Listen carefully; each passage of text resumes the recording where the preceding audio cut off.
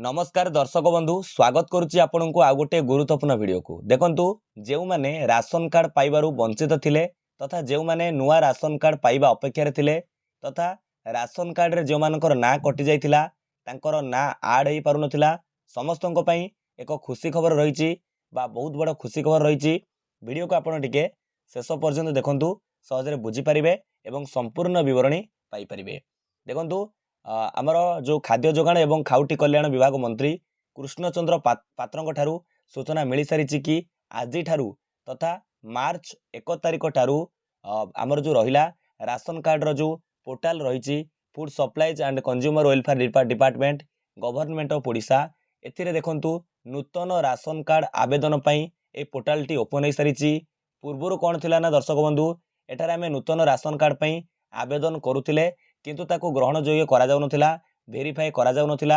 तथा जो माने ना आड करिया पई एठारे अप्लाई करुथिले तो जो खाद्य जोगाण ऑफिस रे जो हमर ब्लॉक रे रहिला खाद्य जोगाण खाउटी कल्याण विभाग ऑफिस सेठारे कहा जाउथला कि टार्गेट नाही एबे नुआ मेंबर को आड करा जिवो नाही। तेणु देखंतु आपण माने जानंती पूर्वरु किछि मास हेबो कोन चलीछि ना राशन कार्ड रे ई केवाईसी करबा प्रक्रिया चलीछि एथुरु एपर्यंत सुधा आपण को जो आज सूचना अनुसार दौची अपडेट अनुसार पाखापाखि 4 लाख मृत व्यक्ति को चिन्हट करा जाइछि भूत हिताधिकारी जो माने राशन कार्ड रे चाउल पाउथिले बा राशन सामग्री पाउथिले से भली 4 लाख मृत व्यक्ति ना कटि सारिछि। तेणु पाखापाखि बड़ टार्गेट अछि बा राशन कार्ड रे अनेक लोकंक ना आड हेई परिबो बा अनेक अपेक्षा करिथिबा जो योग्य हिताधिकारी जो माने गरीब निम्न श्रेणी रो अटंती दारिद्र्य सीमारेखा तले गति करूछंती राशन कार्ड रो जो पाइबार एलिजिबिलिटी क्राइटेरिया रहिछि से क्राइटेरिया को गति करुछंती सेही सब हिताधिकारी माने एबे राशन कार्ड पाई परिबे।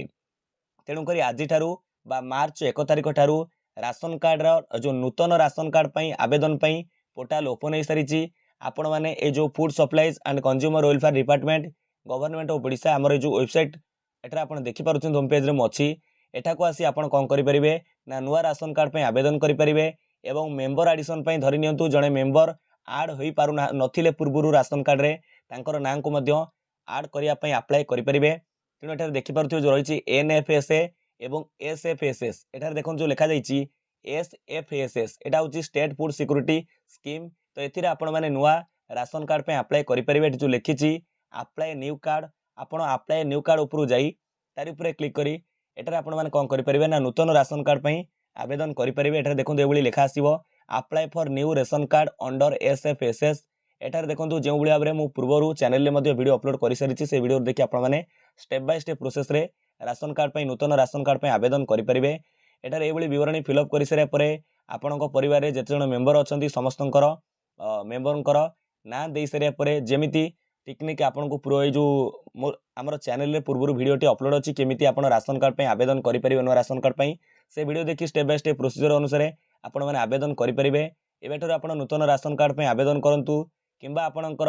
जणे मेंबर राशन कार्ड आड होई पारु नथिले तांकर नाम को आड करिया पे अप्लाई करंतु आपणकर आगो को खूब शीघ्र जेहेतु 4 लाख मृत व्यक्ति को हिताधिकारी को चिन्हट करा जाइछि जो माने भूल रे राशन कार्ड रे सेमानकर ना थिला राशन सामग्री पाउतले तेणु सेमानकर ना जेहेतु कटिछि एक बड़ टार्गेट रहिछि हिताधिकारी मानकु एबे नुआ राशन कार्ड मिली परिबो तांकर ना आड हेई परिबो। तेणु करी गोटे कथा पूर्वरु जो माने नुआ राशन कार्ड पे आवेदन करी अपेक्षा करी रहितले सेमाने निर्द्वंद्व रहंतु तांकर मध्य एका संगे वेरीफाई हेबो अर्थात जो माने पूर्वरु नुआ राशन कार्ड पे पोर्टल रे अप्लाई करिसंती किंतु एपर्यंत तांकर वेरीफाई करा जायनी सेमानकर मध्य खूब शीघ्र वेरीफाई हेबो। तेणु आपण माने जल्दी आपण माने जदी राशन कार्ड पाया पई योग्य हिताधिकारी अटंती आपणको परिवार रे पूर्वरु राशन कार्ड नथिला तो आपणकर फैमिली सेपरेट होई जाइछंती पूर्वरु जो राशन कार्ड रे थिले सेतुरु आपणको ना डिलीट करी चाहिले नुआ राशन कार्ड पे आवेदन करि परिबे किबा आपण राशन कार्ड रु बाद पड़िथिले नुआ राशन कार्ड पे आवेदन करि परिबे। आपणको परिवार रे कोनोसे सदस्य राशन कार्ड आड होई नथिले तांको ना को मध्ये आड पई आवेदन करि परिबे एबेठारु वेरीफाई करा जिवो एवं ना आड करा जिवो। ता सहित सबठारु बड़ खुशीर कथा कि एबे नुआ हिताधिकारी मानकु राशन कार्ड मिलिबाकू जाउची ए पोर्टल रे पूर्वरु अप्लाई हेउथिले मध्ये ताकू ग्रहण योग्य करा जाउ नथिला बा वेरीफाई करा जाउ नथिला स्थगित रखा जाइथिला। तेणु सूचना मिली सारिची जेतु ई केवाईसी प्रक्रिया एबे मध्ये जारी रहिछि आउरी अनेक लोकंकर ना कटिबार संभावना रहिछि। तेणु निहाती भाबरे एक बड़ टार्गेट आसी जाइछि आपण माने एबेठारु बा आजि ठारु पोर्टल ओपन होई सारिछि आवेदन करि परिबे खूब शीघ्र आम चैनल रे आगो गोटे वीडियो अपलोड होगा जाऊँगी राशन कार्ड नुआ राशन कार्ड पे आपण किपरि ऑनलाइन रे आवेदन करेंगे यार स्टेप बाय स्टेप प्रोसीजर आउ थे आम चैनल अपलोड करवा आपण मैंने सहजरे से वीडियो देखी स्टेप बाय स्टेप अनुसार नुआ राशन कार्ड पे आवेदन करेंगे निहाती भाव में वीडियोटी भावुँ आपण अत्यंत गुरुत्वपूर्ण थिला सूचनाटी आपको प्रदान कर सारी विदाय दिंतु नमस्कार जय हिंद जय भारत जय जगन्नाथ।